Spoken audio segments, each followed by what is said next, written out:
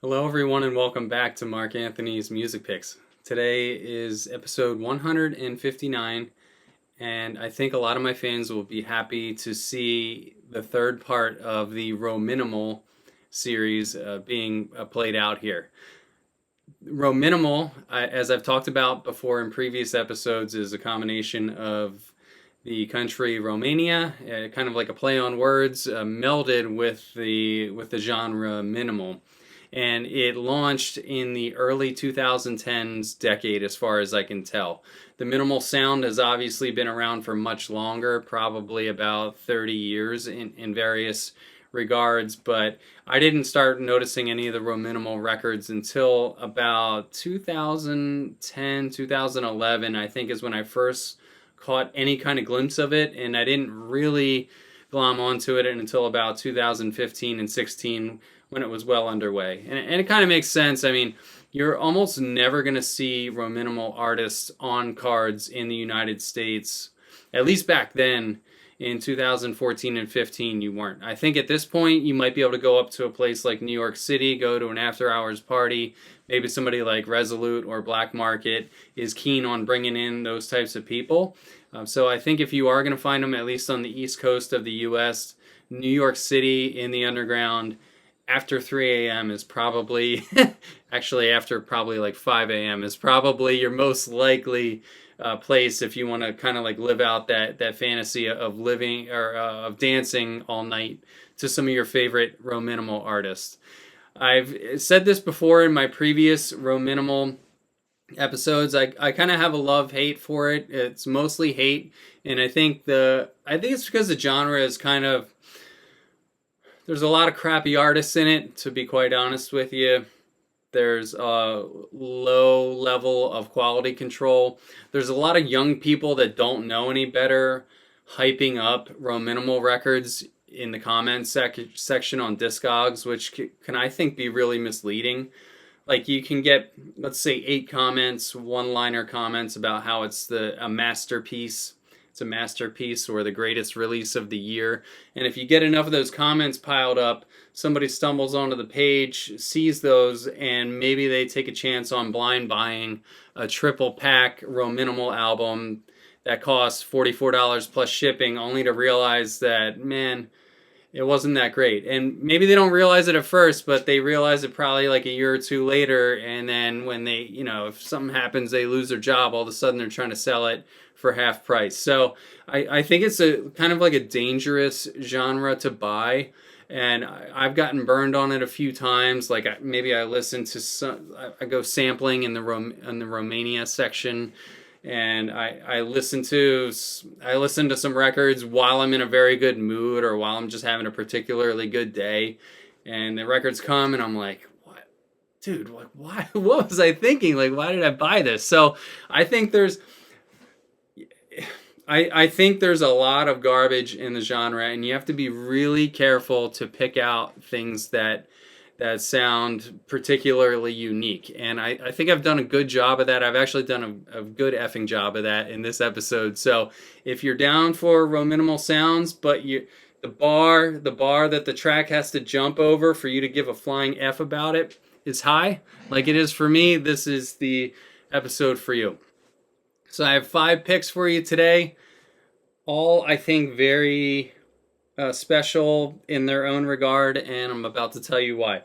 So the first one is by an artist. I'll be honest with you, man. As far as these artists go, there's a lot of dudes that have like 3 aliases, and I can't keep up with them all. And most of these guys tend to like co-produce and release on each other's labels.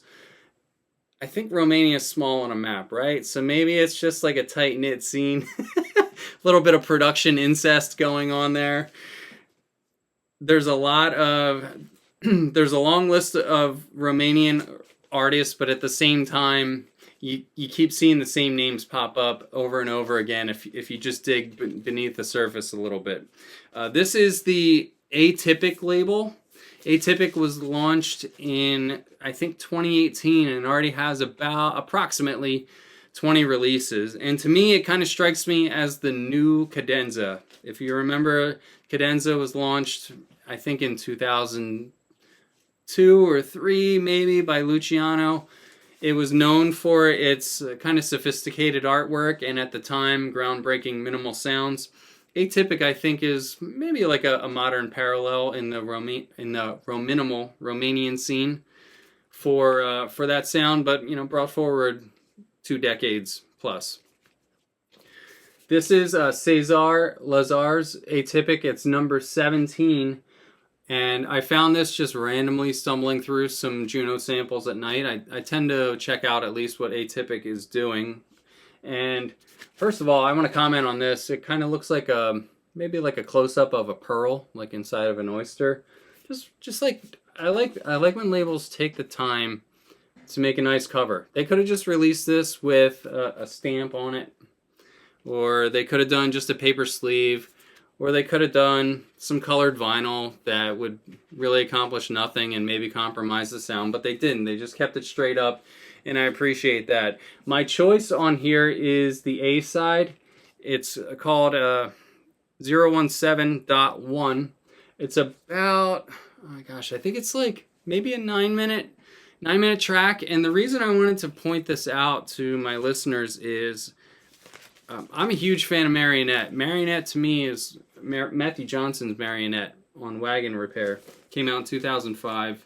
I would say that's probably one of the top 10 electronic music creations of all time. It's timeless, it's massive, it's dark, it's completely unique even by modern standards. I mean, nobody else could really match what Matthew Johnson was doing back then. I mean, it was like that record came and just landed, was dropped off by a UFO, and then the UFO was like, boop, I'm out, and just blessed humanity with it. My friend Tim Humphrey, he might watch this episode.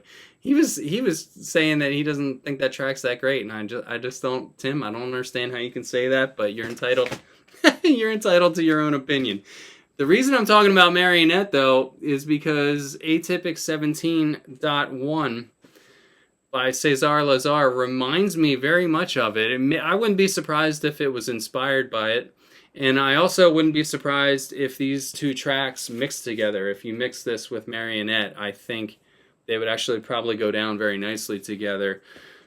There's a dark brooding sound in 17.1, and also it kind of, if you're very familiar with Marionette, outside of the high-pitched melody, there's kind of like a spooling up dystopian sound. I don't know what you would make it with. It's probably generated with some kind of synthesizer. But if you listen to Marionette and you're very familiar with like the spooling up sound effect that it makes, you'll hear the same thing here in Atipic 17.1. So I thought this was like a really classy, nice retake, probably owing back to Marionette, and if not, it's just a wonderful coincidence, but great job.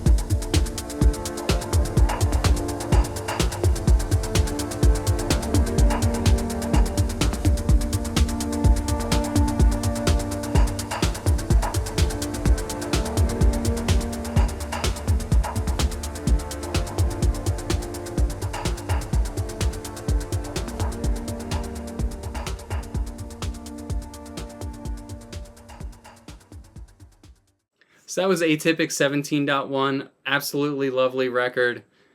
I think a future classic and maybe underappreciated.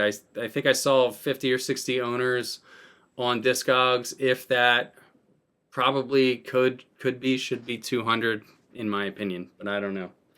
It is a little disturbing when somebody will put out like a super mundane like kind of like tech house takeoff that sounds like something Ricardo Villalobos has already made like literally 300 times, and that'll sell like 500 or 1,000 copies, and then somebody does something a little bit outside of the box, and it's almost like it's punished. It's like, what is wrong with humanity? Like, I can't get over the stats on that sometimes.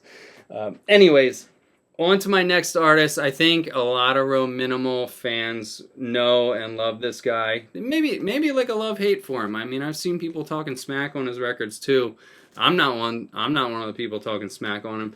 This is Sepp, and Sepp released this track on Andromeda label, like meaning like the Galaxy Andromeda label. I think actually I don't have the release date for this memorized. I'm going to say somewhere between 2012 and 2014, Sepp put out this record. It is number 3 on the label, so it's probably like 2013-ish, if I had to guess. There's 2 tracks on here. One's called Biotech and one's called Lamartine, but this is a crazy strong EP. Andromeda has some really cool cover art, and I wish this one did too, because, I mean, who doesn't want cover art with a galaxy on it, accenting these like amazing sounds? Sepp's an interesting producer to me. I first was exposed to him on the Ode label. There's a purple, like a light purple, like a faded plum colored ODE from the parent label Aurora that came out sometime maybe like 2015. And that record had a B-side on it with a Brian Ferry vocal that was really cool. Like it's almost like I first thought I thought it was like a Depeche Mode David Gahan vocal at first. I just didn't know what it was from, and then somebody in the comments section pointed out that it was from some like legacy Brian Ferry track. But I think that was Sepp's like biggest breakout, or at least the one that I'm most familiar with. That's a 13-minute record, and I love it, man. Sepp has like some really like rockin' drums, and for some reason whenever I hear his tracks, there's something about like the pop and snap of the drums that reminds me of Prince, but like not like modern Prince. I'm talking about like Prince when Dave Chappelle was hanging out with him, from like the, you know what I mean, from like 1985 Prince, where it was kind of like raw drum machines, but like well executed. It's almost like Sepp somehow is capturing that like retro mid-80s obvious sounding drum machine music and like brought it forward into this Rominimal style that not really anybody else can touch. Biotech on this record, holy shit, the bass line in Biotech is absolutely rumbling. I mean, some of the tracks I'm going to talk about today, you could argue about whether or not they're peak hour. There's no dispute, man. If you're trying to blow the club up, blow the room up, Sepp's Biotech, monster. Thank you, Sepp.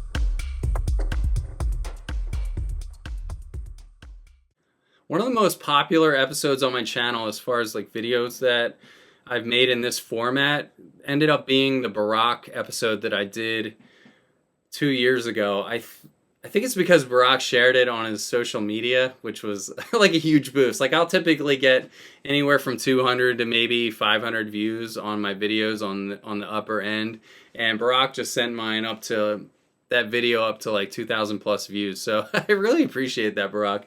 And Barac, as I said in that video, Barac is one of my favorite producers in this modern tech house Romanian scene.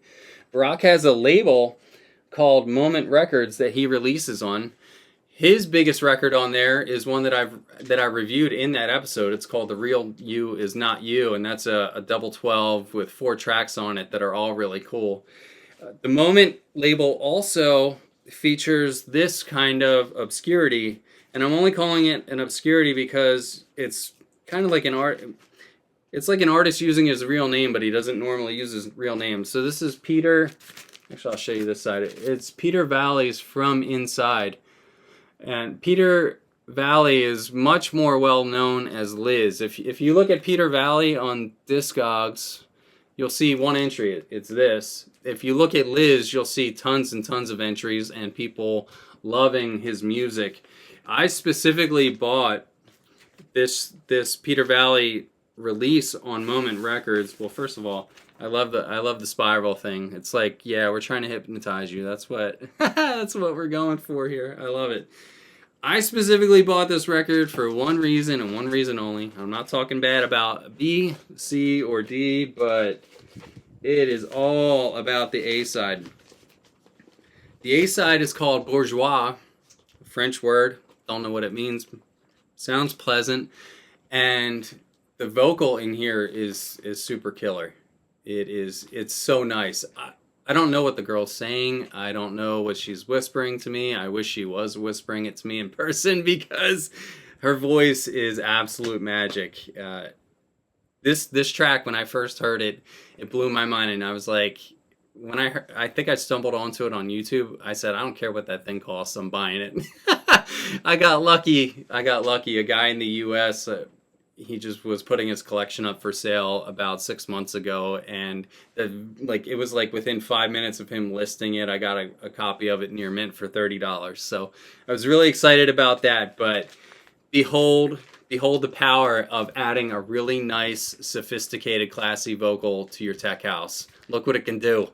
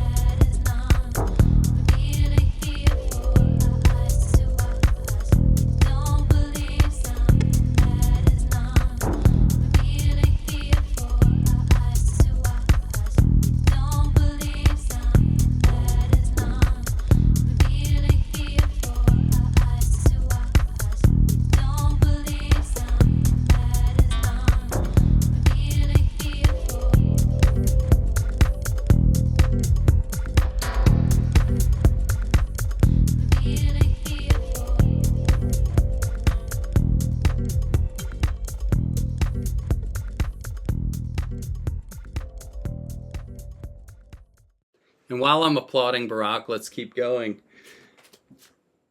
Barac released this really nice one here. First, let's talk about the cover art. This is on the Uvar, Uvar, I don't know how you pronounce it, label. I kind of just discovered Uvar. I've been buying a lot of tech house. There's an A-lister, I'm not going to name his name, but there's an A-lister selling a lot of techno and tech house on Discogs. If you happen to stumble upon him, you'll probably know who I'm talking about. He's selling everything near mint, played once, for like 60% of like face value. It's crazy. So I've been buying all of his stuff as much as I can like afford and get my hands on, and this was one of them. I acquired his this double pack it's called When We See One.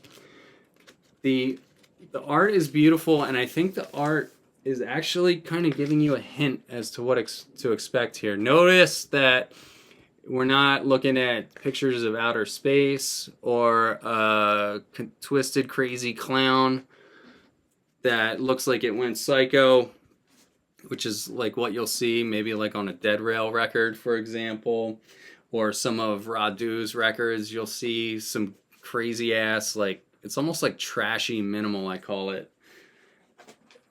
Not here. This is really sophisticated music, and if you're going to assess maybe the energy level and the use case for this, the Barack has records that hit much heavier, bigger, and harder than this. This to me is like maybe a 5 or 6 out of 10 energy level on the tech house. And I was thinking, well, where would I play this? I mean, I play it at home. I don't play out, but it fits really nice into my home vibe, like my vibe here. Sometimes I work from home and I'll put Barac's records on. I mean, everything on here is 10, 12, 13. I think there might be almost 14-minute track on here across all 4 sides. This is great, man. If you were going to play this in a club, I mean, it definitely hits hard enough, but I think it would either be a sundown set where you're just letting people chill and have a drink, or right as you're getting, like, let's say the club or the event space opens at 10 o'clock and it's now 10:45 and you're just playing tracks to like literally warm the speakers up, warm the room up. This Barac EP is like right in that sweet spot for it. My choice on here is the track on the C side. It's called Cantoria. It shows off a lot of Barac's. I said this in my Barac episode. He has a really sophisticated percussion palette. He has a good ear. He has good taste. So where other producers will like accidentally put a crap sound in that'll like kind of disqualify a record, Barac, his quality control's tight. And I think that's what lets track like EPs actually like this like really shine. Everything on here sounds different enough from itself. It's very distinctive, but at the same time, it's all under the same theme. Like I said, 5 out of 10 or 5 out of 10, 6 out of 10 energy, not blowing the room up, but setting something up to happen later. So thank you, Barac, for this wonderful double pack. I love it. I love it.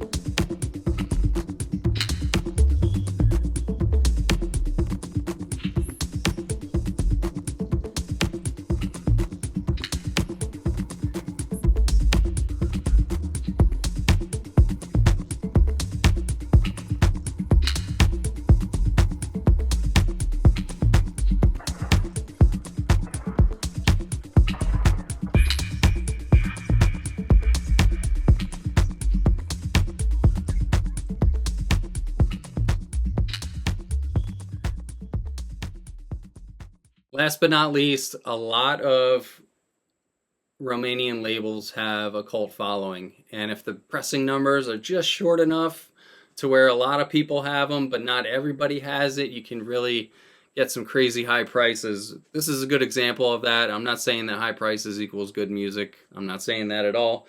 But I did have to kind of bend over backwards to get a copy of this. It was worth it. This is on the well-respected and much revered Understand label from Romania. And here we have Amorf. The EP, this is a triple EP. It's called Blending Light. And the triple EP ends with the track on the F side called Blending Light, which is huge. I'll first talk about the style of this record. It is very sophisticated minimal, like almost like I was saying how Luciano, if you look at Luciano's journey, right, when he started out, he's always had a touch of a sense that he's a real musician beyond just making beats. And when he got into the 2010s decade, he actually started doing sort of like live performances like the Moritz von Oswald trio did, where they're just sort of like improvising and jamming together. And what they're basically doing there is bringing a sense of classical music and fusing it in with whatever genre it is. So the Moritz von Oswald trio is fusing classical themes with dub. Carl Craig is known for mixing classical themes with techno, and Luciano and here Amorf are known for fusing classical themes with minimal. Amorf is oh man, they're a crazy good duo. It's Vlad, I'm gonna do my best to pronounce this. It's Vlad Kaya and Christy Cons, as they're known. And I saw there was a third guy in the picture on Discogs, but I'm not sure who the third guy is. So if there is a third person, I didn't mean to do you disservice here. I wasn't sure who it was. Every Amorf record is really good. Like literally every Amorf record, including the remixes. So if you want like a small catalog of sophisticated, hard-hitting, like kind of like wacky, goofy, minimal to check out, just sift through everything Amorf has done. I have one from Amphia right behind me. You can't see it on camera here, but it's the golden brown one that's on Amphia that is just absolutely massive. So I recommend that too. Here, I think the track Blending Light here on side F was deliberately put at the end of the EP because it's just so huge. The craziest thing about it is, like a lot of tracks will save like their best element for like maybe 3 or 4 minutes in, and it's like you're kind of like waiting to see what happens. Blending Light, man, first beat of the record, straight into the crazy ass bass line, and it never looks back. I don't know how long it is, maybe 11 minutes, and it's one of those bass lines where, okay, you might be able to sample it and hear it in this video and say like, yeah, that's pretty cool, but when you hear that at like some massive monster system, like some giant rectangle that's meant to like really put a pounding on people's ears with the subwoofers, like this track is the showstopper. It's the one that everybody's gonna have their phone out trying to Shazam it. Blending Light is crazy.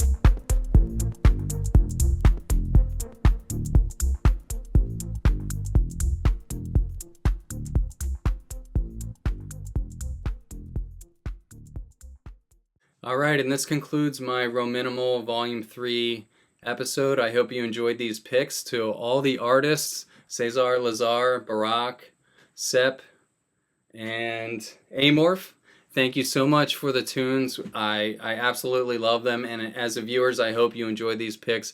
Feel free to make recommendations of parallel songs and artists down below in the comments section, and just let me know what you think of my picks. That's all for today. Take care.